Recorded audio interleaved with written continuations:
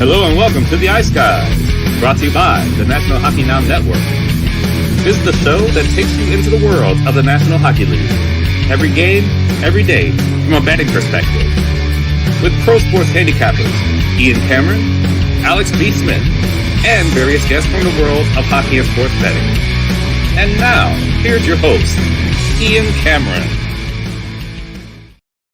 Welcome to the Ice Guys, presented by National Hockey Now, Monday, November 21st. Ian Cameron, Alex P. Smith, as we start off a Thanksgiving week south of the border. A big Monday slate, bigger than normal. Remember, Thanksgiving week, we shift toward bigger slates on Monday and Wednesday because of the holiday, and Thursday, the NHL has no action. So as a result, you get bigger cards on Mondays and Wednesday.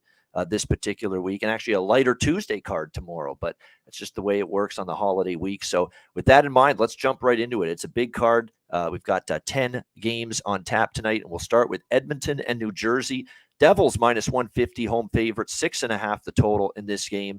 Obviously, these teams have already actually played, and remember, it was when New Jersey went on that great road trip out west, and they ended up sweeping it, including a victory against Edmonton, 4-3, coming back and stealing one, essentially, because Edmonton was up late and New Jersey goes bang, bang, and they end up taking a 4-3 victory in Edmonton. It was a shocking defeat for the Oilers in that game. So it's one of those games where, look, they had the victory in the palm of their hands, and New Jersey snatched it away. I'd expect Edmonton to be really fired up and be ready to play here, but do you want to step in front of New Jersey right now? You know, that's the question you got to ask yourself. I mean, they've been playing just remarkable hockey right now. 12-game win streak, the second longest win streak in franchise history, and they're just one shy of tying the record 13-game streak that's one of the best Devils teams in recent memory had in 2001. You know, the championship team that year, Niedermeyer and, all those great Devils team, Brodeur, of course, and those great Devils teams of the 2000s or late 90s when Lou Lamoriello was the GM there, back when he still was a pretty good GM. Back a situation where the Devils were great back then. That's the type of team they're trying to match here with this 13th straight win tonight, if they're able to get it. It's definitely a game I lean over with at 6.5. Make sure you shop around with it. If you can find it. Skinner is back in net again for the Oilers tonight. Stuart Skinner, who continues to play great. Now, they went to Akira Schmid against Ottawa, gave Vanacek a rest, but probably we'll see Vanacek back in net tonight for the Devils in this game. It's going to be a lean, maybe a small play to the over, but more of a prop game for me potentially in this game more than anything. And I'm going to go back to the well with Matthias Janmark. Didn't work out on Saturday against Vegas, but he had chances. He's on the top line with McDavid and Hyman. You're getting a great price. And Warren Fogle for Edmonton as well. It's a guy that's moved up to the second line. He scored the other night against Vegas, finally getting that offense going that we know he's capable of. And for New Jersey, take your pick. I mean, Zetterlund, Hischier, Brad Hughes, Sharon Govich, Miles Wood, McLeod, and Bastian are a fourth line that can score any night. You take your pick with Devils forwards from a prop standpoint because all of them are capable right now with the way they're playing. What do you think here, Alex? Edmonton, New Jersey. Yeah, there's no way I'm stepping in front of this New Jersey team right now. I mean, you look at, like I said, since these two teams played, and we were shocked to see the Devils pick up that win against the Edmonton. We've seen Edmonton just flip-flop, go back and forth. They're having issues now in goal, and New Jersey just continues to win from that point on. So this is a hell of a run that they've been on. Like you said, they're getting it done in a much different fashion than the last team to run off a dozen wins in a row. You mentioned that Devils team from the 2000s. They were the epitome of 90s and 2000s hockey, playing slow defense, having the best goalie in the world at the time, and Marty Brodeur. They're getting it done offensively now. And that's something we haven't been able to say about New Jersey for quite some time. Consistent offense, scoring 3 or more goals virtually in every game throughout this win streak. That's what's really impressive. And they're getting it throughout the depth chart as well. Any night of the week, anybody from the top 4 lines can find the back of the net. And that's concerning for Edmonton. How long can they continue to ride Stuart Skinner? Like I said, it's a two-prong issue in my book. Not only is Jack Campbell not playing well, you spend all this money on him, but Stuart Skinner is not the guy that you want to just run all the way through and have him be a number one goalie. Their plan at the beginning of the year was to have these guys kind of switch off, but mostly give Campbell the time and the confidence. But now with Skinner logging these big minutes, how long can he last?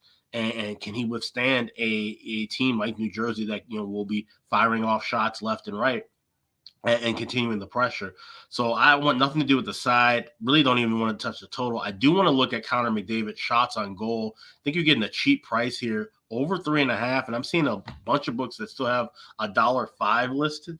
I think that's a really cheap price for a guy who's had 4 or more shots in 7 of the last 9 games. So I'm going to go Connor McDavid over shots on goal. We talk about that with some of these top tier players. Get a lot of value. I think that's an incredible value price for a guy we know is going to be firing, and that's what's predicated on Edmonton if they're going to win this game and end this New Jersey win streak. Yeah, no question. Oh, that's good. It actually does seem like it's a little bit of a bargain there with McDavid. You're right in terms of the shot prop. We'll see if he can and solve that tonight again, or continue to get the chances on net against the Devils tonight. And like I said, I think Janmark and Fogle, they're both worth a look too with the Oiler props tonight. Calgary and Philadelphia. Calgary minus 220, road favorite, 6 the total in this one. We've seen a little bit of money come in on the Flames since the line opened. And we've definitely seen some money come in on the regulation line on Calgary because that's gone up as well. I actually bet it at minus 130. It's all the way up to minus 145 now, but I'll still go with that as the play here. Calgary in regulation. I think Calgary's got to put some wins together. They're playing well in a lot of these games. The Florida game, they finally got rewarded for good play. I thought Markstrom was brilliant, in a game that featured a lot. It was a high event game. There were a lot of chances. There was good pace. There was a lot of power plays. It was a chippy game. That was a great hockey game Saturday afternoon, Flames and Panthers. That was a terrific hockey game. You had a scrap as well, a pretty good one with Gilbert and Lomberg in that game. It was just an outstanding regular season hockey game. If you're Calgary, you got to not just win one and go back into the doldrums again. You got to string some wins together. You're better than this Philadelphia team. They've lost 6 in a row. They're not playing very good hockey right now, the Flyers. I think there's a chance for Calgary to get on a little bit of a roll. Again, finally get some goals, Philadelphia, the other night against Montreal, and then, of course, can't shut the door defensively, and they end up losing 5-4 in a shootout. So it's just been all kinds of issues right now for Philadelphia. And going into this game, I think when you look at it, Calgary trying to get on a little bit of a run. Plus the injuries are just really crippling this team. They're getting worse, too. I mean, they've already been without Atkinson and Couturier, and Scott Lawton's out now, and Travis Konechny's out. I mean, their top 3 centers are out. Philadelphia. They're gutted at center ice right now. Absolutely gutted. And that is not a place where you want to be weak. They've got a center ice tonight with Morgan Frost as the top line center. He's not a top line center. Sorry. No way is he a top line caliber center in the NHL right now. Noah Cates moves up to the second center spot. Patrick Brown, Lucas Sedlak. It's about as weak as it gets down the middle. I think this should be a spot Calgary takes care of business. If they play anything like they have, they've been in this rut where they've been playing well enough in a lot of these games and not getting the result to go with it. Tonight should be that night. I like them in regulation here. What do you think, Alex? Yeah, regulation is fine. I'm actually even go with the team total, 3.5, going over $1.20. That's not too bad of a price, especially you look at Carter Hart's numbers. He's going to be starting for Philly tonight. He's been terrible. He's given up 3 or more goals in each of his last 5 starts. They've all been losses. He has not been the solid goaltender that we saw in the beginning month of this year. Like I said, the injuries mounting for Philly. They're as bad as we thought they would be now at this point, and things are only going to get worse. Calgary needs a good game to kind of right the ship, get things turned around at both ends of the ice. I think this will be the night they can do it, but I'm going to go team total over 3.5 minus $1.20. All right, liking the team total there for Calgary. Boston, Tampa Bay. We've got even money here, both sides, minus 110, 6 the total in this game. The Boston Bruins continue to have just this remarkable season. 16-2 is their record. Tampa Bay starting to put it together, though. They've won 4 in a row, so great matchup here between these two teams. But I'm gonna side with the Boston side here, the Bruins at minus 110 in this one. I like the Bruins here in this game. I like the way they're playing. Tampa Bay, although, they've won 4 in a row, Washington was depleted. They played Nashville, who've been up and down. The Calgary game, they got dominated in that 4-1 win, and Vasilevsky had one of his best games of the year. Calgary deserved a better fate, I thought. In that, Markstrom gave up a real soft goal in that game. The Dallas game could have went either way. They ended up winning 5-4 in overtime. I definitely think Boston here just playing extremely well. And you look at the way they're playing as well lately, too. It's not only that they're winning these games, they're actually carrying the play. They possess the puck more. They're in the offensive zone more than their opponent is. They're getting more chances, more shots on goal. I mean, they're dictating play. and you like to see that from Boston as well going into this game. And they've actually had the better of it against Tampa Bay. 4 head-to-head meetings last year. Bruins went 3-1 against the Lightning last season. So just playing too well to pass up them at this price, which you're not going to get very often with them playing this way. I like the Bruins here, even money. Alex, Boston, Tampa.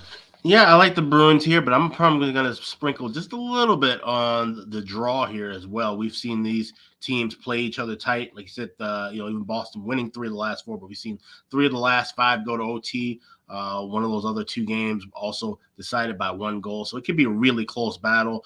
Vasilevsky, and he's a guy, like I said, we've seen he had his struggles so far this year, but he steps up in big games. He knows this is going to be a big-time team that he's playing against.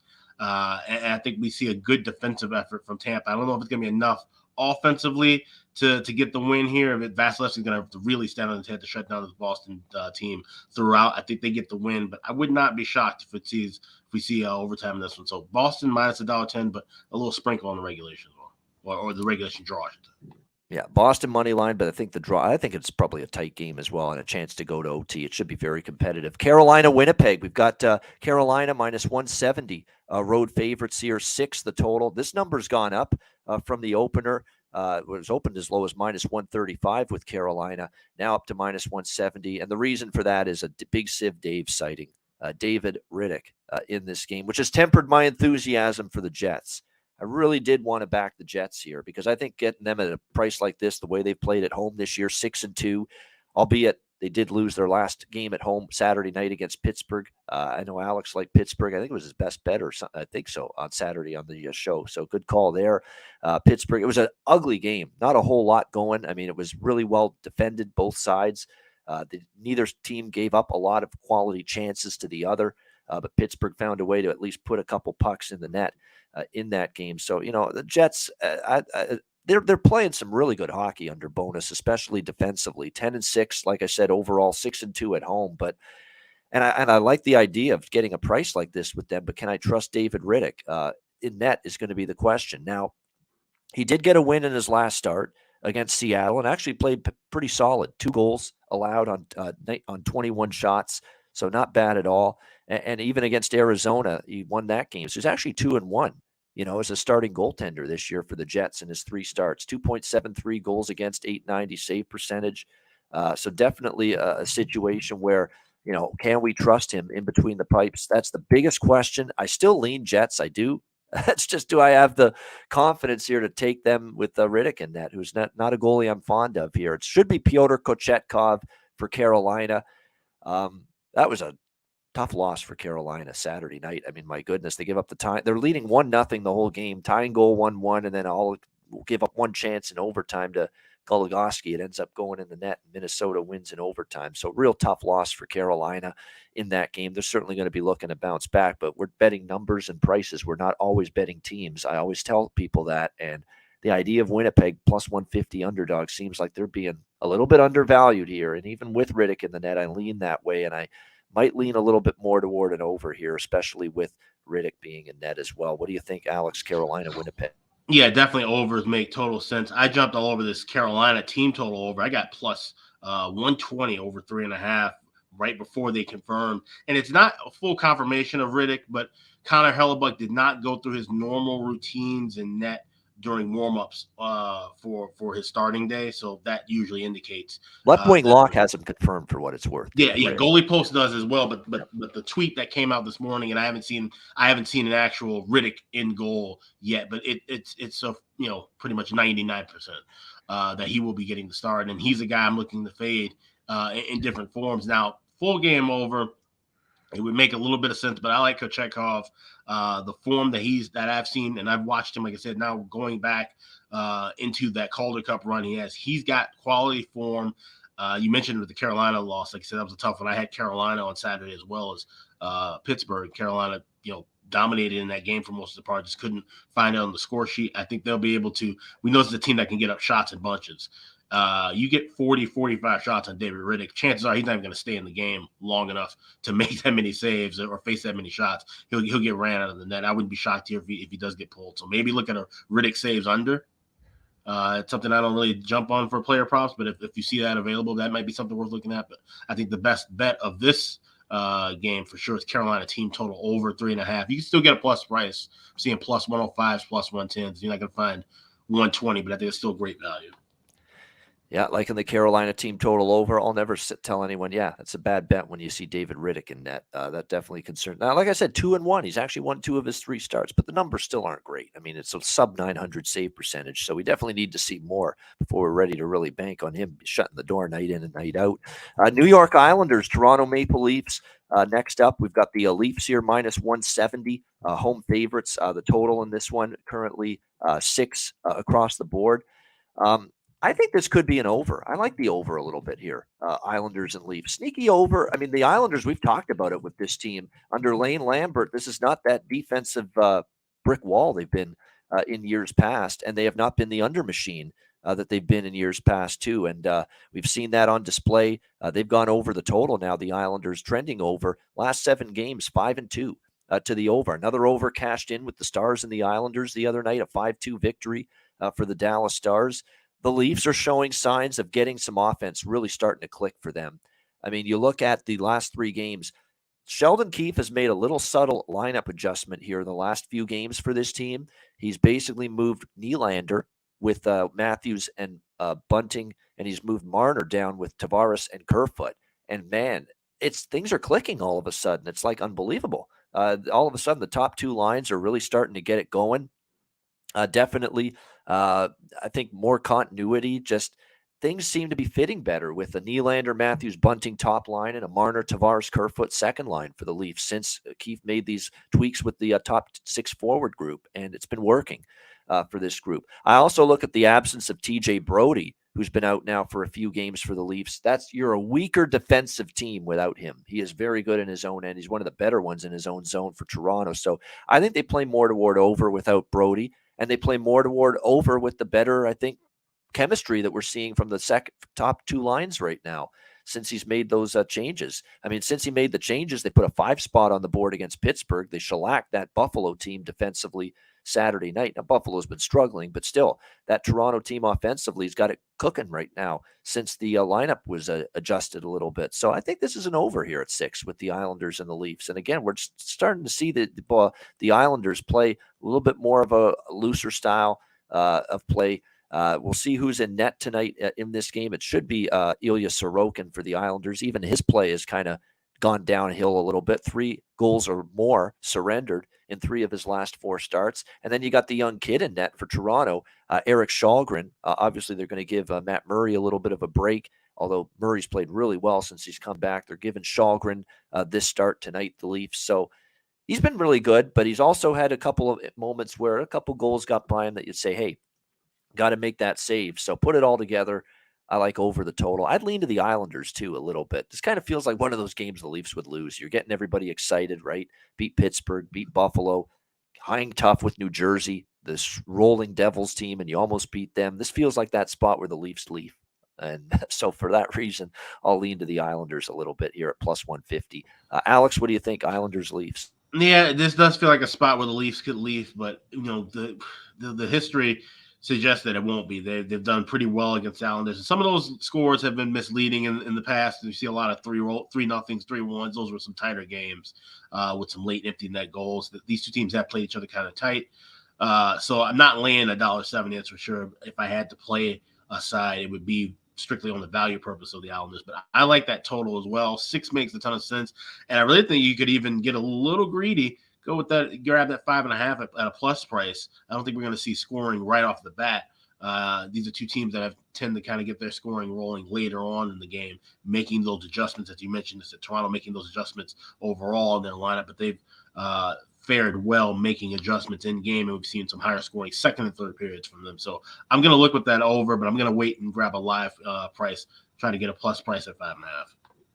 All right, excellent. Definitely lean over, and I might get there with a small pizza money bet on the Islanders. This feels like one of those spots for the Leafs where they're due to have a stinker, and they usually don't go more than 3-4 games in a row without something where they look mediocre again. And I think the Islanders bring it tonight, especially after the last two games, where especially that Dallas game. I don't think they're going to like the way they played, particularly in that game. All right, Anaheim and St. Louis. Yeah, you're not seeing things. These two teams are playing each other again for the second straight game and the same venue.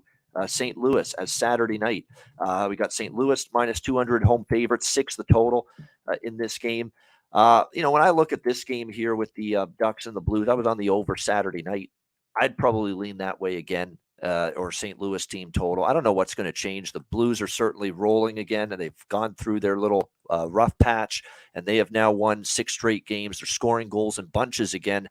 How about 16 goals in the last 3 games? For this Blues team. Power play's been cooking, 3 power play goals the last 4 games. This is just a pathetic penalty kill for Anaheim. I mean, all year it's been dreadful. I mean, you talk about a matchup here, Alex, of St. Louis on the power play, where they're 12th in the league. Anaheim's dead last penalty kill in the NHL. So definitely, I would come back to the same 2 considerations here: our St. Louis team total over, full game over. Now it is revenge spot for Anaheim, but man, they're just struggling right now. And the injuries are starting to mount. We already talked about how Jamie Drysdale's been missed dearly on that blue line.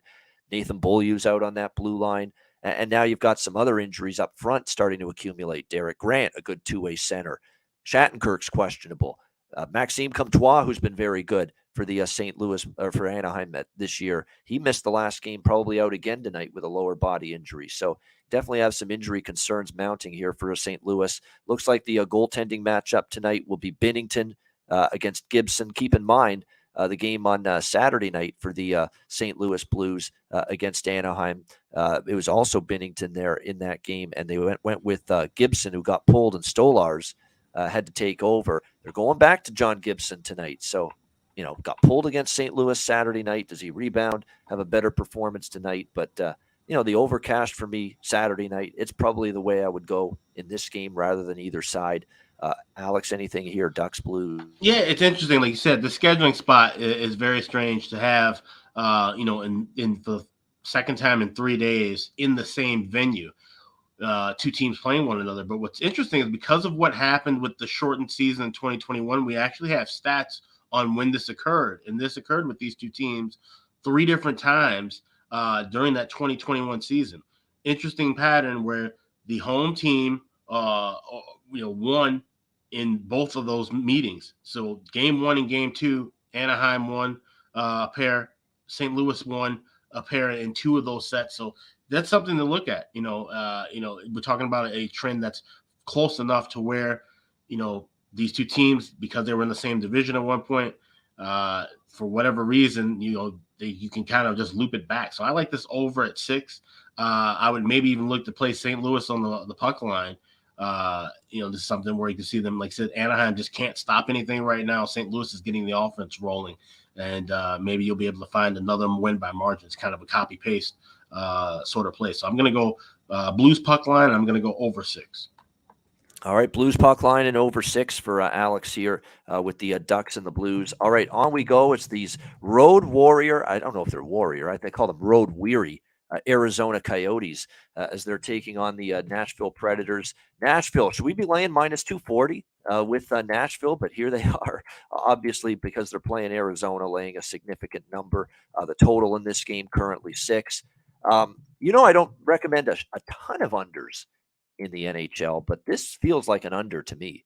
I mean, Arizona is definitely struggling to score goals right now. No question about that. They've won against Vegas, 1 against the Rangers, 2 against New Jersey, 2 against the Islanders during the last 4 games. They're on a 6-0 under streak, Arizona, in their last 6 games. Nashville's kind of trended under as well, 3 of the last 4 since they've been back home after that brutal road trip. They've started to play better, and they've done it with better play in their own end, better goaltending, better defensive structure. They beat the Rangers in a low-scoring 2-1 game, beat Minnesota in a low-scoring 2-1 game, hung tough, lost in overtime to Tampa in their last game, but again, trending under the total. Certainly would lean under this total here with Coyotes and Predators tonight. I I want to find reasons to take a shot with Arizona at this number, but the fact remains they've just been on the road for so long. They haven't been back home. They've been on the road since November 3rd. That was their last home game. That's almost 3 weeks on the road, and you're going into the holidays now, and you're going to be on the road through this Thanksgiving week because you go to Carolina, Detroit, and Minnesota after this in your next 3 games. So it's just been a long trip. I worry that they're hitting a wall physically. I think the effort's there. I think, Vejmelka's played better in net for the most part. This is probably a game Nashville is going to be in tough to win by a big margin. I mean, I want to take the 200, but I feel like this team's running on fumes a little bit just because they've been on the road forever. That being said, I would absolutely only lean to Arizona in this game. Connor Ingram in net for Arizona here, 4.32 goals against, 870 save percentage, but Arizona's not scoring. I don't know if I trust Nashville to light it up either, so I'd still lean under in this one. What do you think, Alex? Arizona net? This is a clear path. I do think it's interesting. Connor Ingram is getting the start in net. This is against his old franchise. He didn't get much time in Nashville. He spent most of that time with Milwaukee, the AHL. That's probably why Andre Tourigny is starting him. Just a hunch. Hey, he wasn't there long, but he's still going to want to show up, play well tonight. Yeah, definitely. But like you said, this is just a tough spot for Arizona. I don't really think there's going to be any spot to back Arizona on this trip. Honestly, I'm just waiting for them to get back home and looking for what hopefully will be the colossal. I mean, what are the odds that they're going to probably draw a Bruins team that could be on a hot run, and we might see them be, minus 500 underdogs or minus 500 favorites when they return home. It's just unbelievable. But Arizona, there's no value on anything. You can't even go under the team total without laying $1.25. And Nashville's not a team that I trust regularly to just pick up 3-4 goals, and especially you got to lay $1.40 there. So this is just a clear pass. If I see where maybe Nashville's, mailing it in, look for something Arizona live, because you'll still be able to get some good value live if it's a scoreless first period. But this will probably be a game I might not even tune in to watch for much of. I will say, I think Juuso Parson, and I'll come back to the well with him for Nashville. He's been on the top line center spot now for a few games in a row and played well and made the most of his opportunity. He scored in multiple games for the Nashville Predators, so I might come back with another goal scorer prop look toward Juuso Parson in here for Nashville here in this game tonight. Colorado, Dallas. We've got Dallas minus 120, slight home favorites, 6 being the total in this game. It should be an interesting matchup. 10-5, Colorado 10-6, Dallas 11-7, but Dallas has played very well at home, 5-2 on home ice. Colorado's at the end of a road trip. They return home to play Vancouver after this. So we'll see how this goes. Now, it's not been a long road trip. This is only the 3rd game of it. They started in Carolina, won in overtime, and then shut out a just depleted Washington team 4-0 in their last game. It's been a solid road trip. Will they want to end it on a perfect note? We'll see if they're able to. I don't think I'm going to be on either side because I do like the way Dallas is playing. I got to admit, I mean, very impressed with what I've seen from them. Jake Ottinger, Alexander Georgiev, by the way, confirmed goaltenders here for tonight. Are still, a few injuries on that blue line of Colorado's, Gerard, Byram, and McDermott, but they've overcome it so far on the road trip. Dennis Gurianov, upper body game time decision for Dallas, and same with Roope Hintz for Dallas, lower body game time decision. We'll see if he plays. He did not play late scratch against the Islanders, but no Roope Hintz, no problem, as they ended up getting the job done 5-2 against the Islanders. They're playing really well, Dallas. So good game. Don't really want to step in front of either side. When it's a successful road trip in the first few games, when it's that final game, I'm not usually rushing to back the team that's playing the final game of a pretty good road trip. But also not really interested in fading Colorado, all that anxious to do that either. So that's why I'm going to lay off this game from a side perspective. Totals-wise, could probably go either way as well. What do you think, Alex? Colorado, Dallas? Yeah, this isn't a Colorado favorite. This is a backing Dallas. This is a good team. This is a very underrated team. I've been talking high praises on Jake Ottinger. He had another solid performance, 27 saves, and got the win against the Islanders. And now you're taking on a Colorado team. Like I said, they're having a good, road trip. They've won 6 of the last 7 games. But look at those wins, okay? Other than the 2 wins against Carolina, who's having injury issues and goalie issues of their own, you beat Columbus, not that great of a team, twice, and you beat them, in Finland. You beat a Nashville team that's not that impressive. You beat, shut out Washington. We know how bad and slow they are. That's a gigantic mismatch, Colorado and Washington, as far as speed on ice goes. So, this is a Dallas team that I think should be a higher favorite than $1.20, especially catching Colorado at the end of a road trip. As good as they've been down this stretch, I think this is a Dallas team that really knows, hey, we're playing our division rivals, the defending Stanley Cup champions. We have a chance to really make a mark and stay atop the Central Division, get 2 points at home tonight. I like Dallas here. Yeah, I think definitely. I think when you look at those situationals, who's more interested and more emphatic about, we really want a regular season win over the opponent. Definitely Dallas. Colorado's won a Stanley Cup. They lose this game, they're not going to lose any sleep over it. Where if you're Dallas, this is the measuring stick. This is the defending Stanley Cup champions. You want to show that, hey, the nice little stretch of hockey we're putting together, it's not a fluke. It's not by accident. And the way you do that is you go out there and you play well and you try to beat a very good Colorado team. So we'll see if Dallas does that tonight. Certainly they're capable of it. And Ottinger's starting to shake off the old cobwebs of the injury, right? Yeah. Remember the first game or two, he didn't look right, didn't look sharp. Well, he looked a lot better in that Islander game. I thought he played pretty well. And he's too good of a goalie. I think eventually he's going to get back on track. And we're starting to see that here from him the last start or two, especially that game Saturday night that he played against the New York Islanders. And you know what? I'll take a sprinkle too. Jason Robertson, give me over a half in his power play points, plus 165. I'm seeing at BetMGM, Bet365, and a couple other books. I think, like I said, he's definitely one of those guys that makes this team go round. And, for him to have a big game against a Avalanche team and a vaulted defense, even though, like I said, be it having some of their injury issues, I think this would be a game where he can definitely step out. I think there's good value for him to get something going on the power play tonight. All right, maybe look at some power play points there for Jason Robertson of the Dallas Stars. And when you look at the lineup tonight, I'm trying to see if there's any major adjustments. Ben and Sagan have got it going right now for the Stars, and that's also when they're locked in and they're engaged and they're playing well, they're a better hockey team, and they've got it going right now. So their props are not a bad look. I've been talking about the youngster, Matej Blumel, although he's been shifted down to the third line tonight for Dallas. So, but I've mentioned Blumel, still worth a look. And as I posted on the screen on YouTube, if you're watching, the comment by Chris Otto, which is right, the Dallas games, 10 straight Dallas games have gotten to at least 6 in terms of total goals. So might have you thinking over or pass if you want to ride that trend. But the counter argument to that, as I looked at the series history recently, one under after another, Colorado and Dallas. So that's why it's tricky total for me to get a good read on, good gauge on. All right, next up, we've got Vegas and Vancouver. Vegas minus 135, road favorites, 6.5 being the total in this game. You've got Vegas off the loss against the Edmonton Oilers, 4-3 in overtime the other night.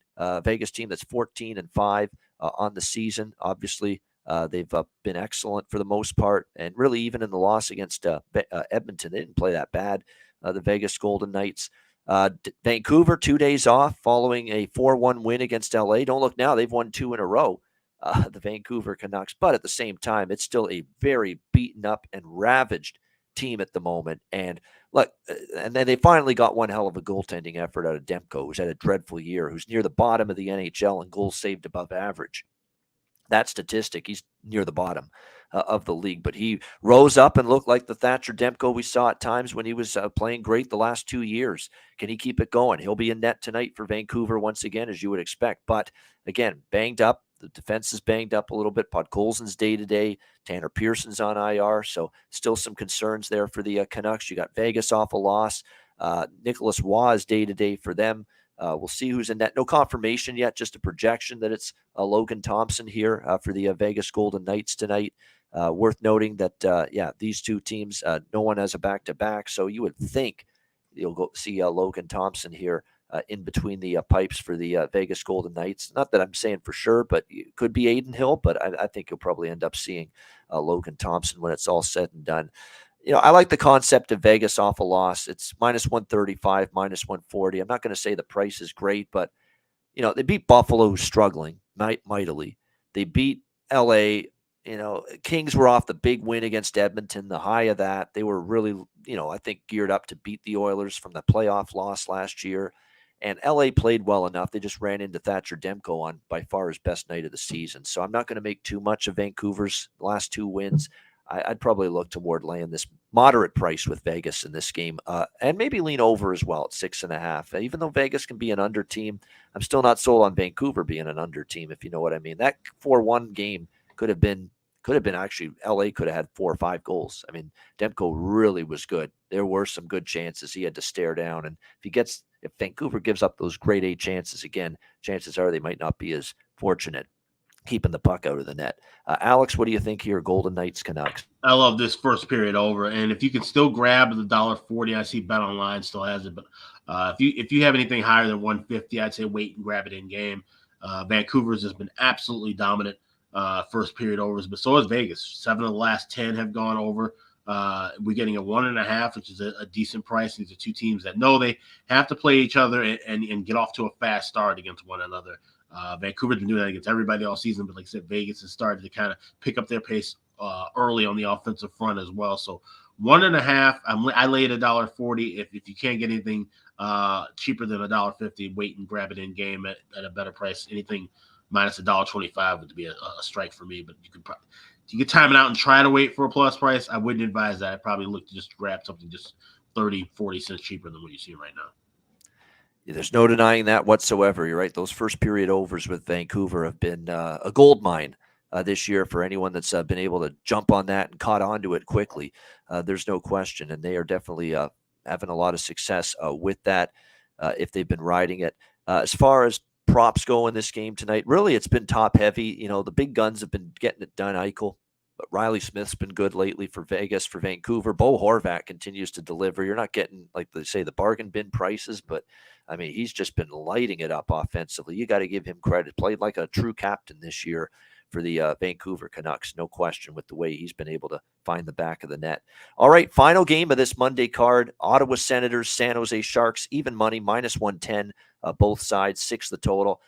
I'm going to come back to the well one more. Now, obviously, I knew the risk of it with the Rangers game on Saturday night. Shesterkin in net. I think Rangers trying to clamp down defensively, and they sure did. And they ended up with the 2-1 victory over San Jose, and it broke the little streak that we've seen with San Jose with their team total going over and the full game involving the Sharks going over. But I'm coming back to it here.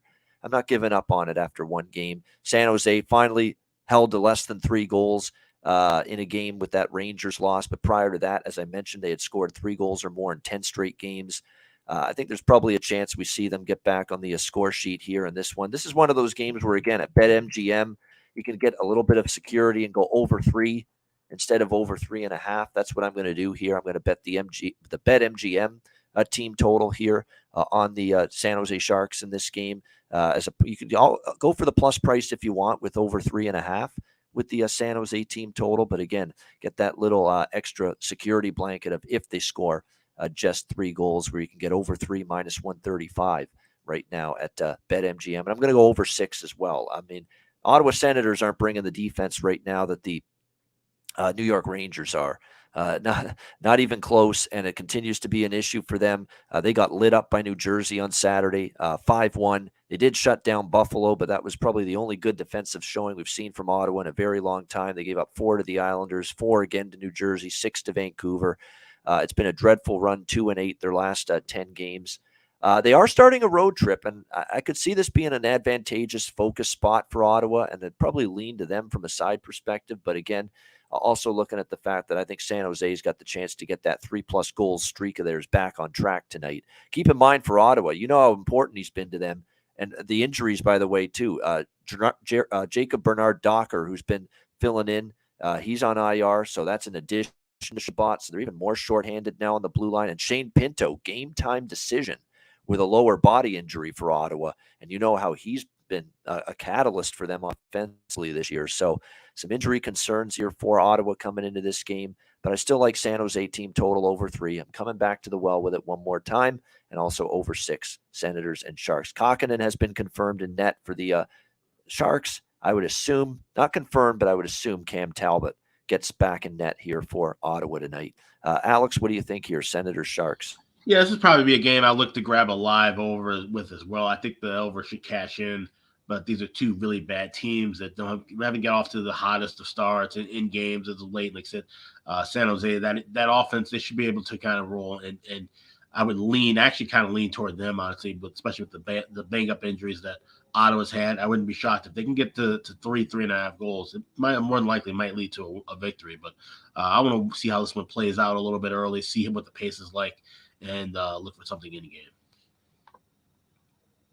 All right, looking for an in-game line potentially with the over here for Ottawa and San Jose. LeBanc, Barabanov, and Cunnin, and even Carlson are all considerations for San Jose props. For Ottawa, DeBrincat starting to show signs, but Derek Brassard on the second line center spot, he's going to have to give him some offense now if he's going to play in that position. And he did find the back of the net against New Jersey the other night, Brassard for the Senators. So I'm saying maybe you see if that maybe gets a little spark going for him offensively, getting on the board. And he's had 3+ shots on goal in 3 straight games, 2 of them since he's been up in the second line center spot. So he's getting chances. He finally got the goal against New Jersey. Derek Brassard, the veteran center, second line center currently for Ottawa. Maybe consider him for a value goal scorer prop option in this game tonight. Great stuff with Alex P. Smith. That is the Monday card. Again, we try to go with a little bit more of a brisk pace today because it's just one show after another for me on a Monday. That's just the way it is. But hit the like button. We appreciate everybody tuning in, 178 live viewers. Check out patreon.com/iceguys, just $10 a month. Tons of bonus content and features there. Patreon.com/iceguys. And best bets to wrap up this Monday edition of the show. Alex, we'll start with you. What do you like for best bet? Yeah, we're going with Carolina at Winnipeg. We're going to go Hurricanes team total over 3.5. You can still find it as good as a plus 115 to even money. Anything in a plus price range, I would endorse. David Riddick in net, he has just been absolutely awful. We've seen this for quite some time where his form is just not good. Where on the flip side, Carolina, not necessarily an offensive juggernaut this year, but with Kochetkov in net, one of the better third string goalies in the league, I think they can rely on him at the back end, get some things rolling offensively. And I think if they can fire off a glug of shots on Riddick, they'll be able to find the back of the net. So let's go Carolina team total over 3.5 at a plus price. I got plus 120, Blake. So if anything, plus 115 to even money, that'll be good enough for my best bet. All right, there it is. Carolina Hurricanes team total over 3.5 at a plus price. Best bet for Alex P. Smith. Mine's going to be the Boston Bruins, minus 110 against Tampa Bay. I just think they're playing extremely well. All facets. The power play is good. The special teams have been excellent. Both ends of the ice, they played extremely well. And I think this is a game where they show why they've been one of the top teams in the NHL. It's been a remarkable start. You're not going to get prices with the Bruins like this very often. As long as they keep playing somewhat like they have been so far, take advantage of it. I say Boston minus 110. Against Tampa Bay for my best bet for this Monday card. That'll wrap up this edition of the Ice Guys. Thanks to everyone in the chat for joining us. Hit the like button on the way out. A reminder, the Ice Guys is live 7 days a week, Monday to Friday, 2 p.m. Eastern, Saturday and Sunday, noon Eastern. If you can't watch the show live, download the Ice Guys podcast in audio form on all major podcast platforms, Google Podcasts, Apple Podcasts, Spotify, Stitcher, iHeartRadio, Amazon Music, and more. Download the Ice Guys podcast when you can't watch the show live.